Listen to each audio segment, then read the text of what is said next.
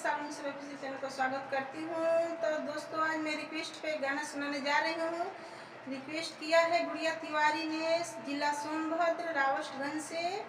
उसने कमेंट में किया है कि सिस्टर हमें तिलक के गीत सुनाइए, उनके घर तिलक आने वाली है तो तिलक के दिन बजेगी हमारी गीत। तो आप लोग भी सुनिए और जैसा भी लगे तो आप लोग कमेंट में बताइएगा।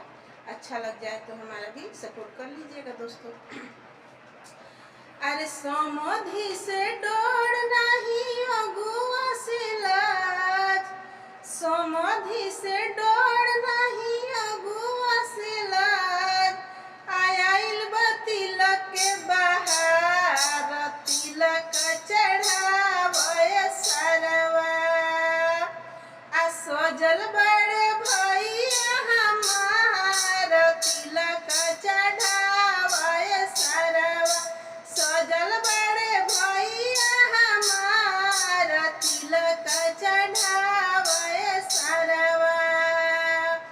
ऐसी चढ़ता रे हमारा भैया के ससुरार के, कि ओह पर नाम लिखल बा हमारा भैया जी के सार के, कि ओह पर नाम लिखल बा हमारा भैया जी के सार के।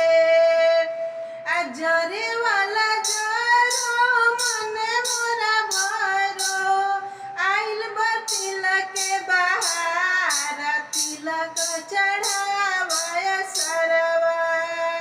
सजल बड़े भैया हमारा, तिलक चढ़ावे सरवा। सजल बड़े भैया हमारा, तिलक चढ़ावे सरवा। अगुआ से डर नहीं समधि से लाज, अगुआ से डर नहीं समधि से लाज। आइल बा तिलक के बहार, तिलक